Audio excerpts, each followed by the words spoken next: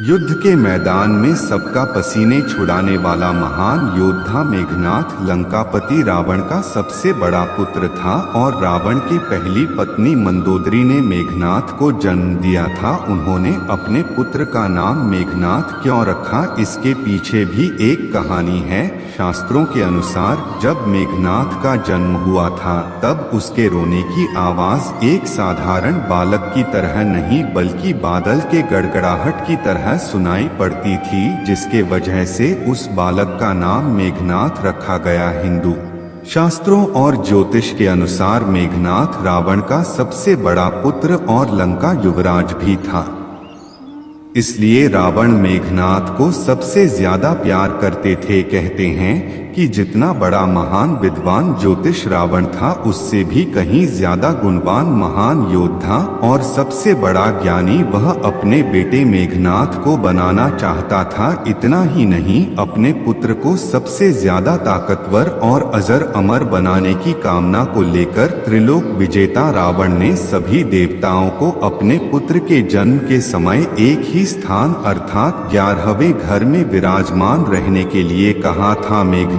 के जन्म के वक्त रावण को पुत्र से इतना लगाव हो गया था कि उन्होंने ग्रहों की चाल तक बदलने की कोशिश कर डाली, लेकिन भगवान शनिदेव ने रावण की आज्ञा का उल्लंघन करते हुए सारे ग्रहों से अलग 12वें घर में जाकर बैठ गए ताकि रावण का पुत्र मेघनाथ अजर अमर की उपाधि न प्राप्त कर सके।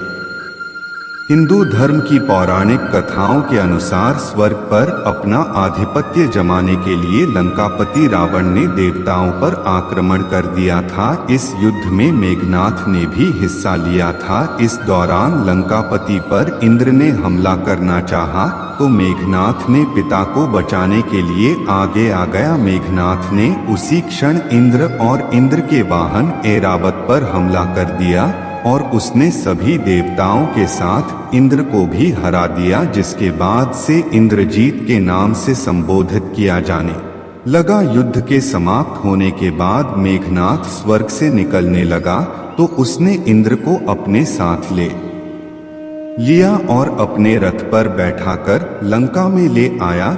लेकिन जब ब्रह्मा जी ने मेघनाथ से निवेदन किया कि वह इंद्र को मुक्त कर दे, मगर मेघनाथ इस बात को मानने के लिए तैयार नहीं था। इसके बाद ब्रह्मा जी ने इंद्र को छोड़ देने के लिए उसके बदले एक वरदान देने का वचन दिया। मेघनाथ ने इसका फायदा उठाते हुए उनसे अमरता का वरदान प्रदान करने के लिए कहा। उस दौरान ब्रह्मा ने मेघनाथ को बोला कि अमर होना इस प्रकृति में किसी भी जीव के लिए संभव नहीं है, क्योंकि यह तो प्रकृति के ही खिलाफ है। तुम कोई दूसरा वरदान मांग लो। मगर मेघनाथ अपनी बात पर अड़ा रहा। इसके बाद ब्रह्मा ने कहा कि अगर वो अपनी मूल देवी निकुंभला देवी का यज्ञ करेगा और वह यज्ञ जब संपूर्ण हो जाएगा तब उसे एक ऐसा रथ प्राप्त होगा जिस पर बैठकर वह किसी भी शत्रु के सामने युद्ध में पराजित नहीं हो पाएगा और न ही उसकी मृत्यु होगी। इसी के साथ ब्रह्मा जी ने इंद्र को यह भी बताया कि सिर्फ धरती पर एक ऐसा होगा जो मेघनाथ का अंत कर पाएगा, जो 12 सालों से सोया ना हो। इस वरदान के चलते लक्ष्मण ही ऐसा व्यक्ति थे जो मेघनाथ को मौत के घाट उतार सकता थे, क्योंकि वो वनवास के दौरान 14 वर्षों तक सोए नहीं थे।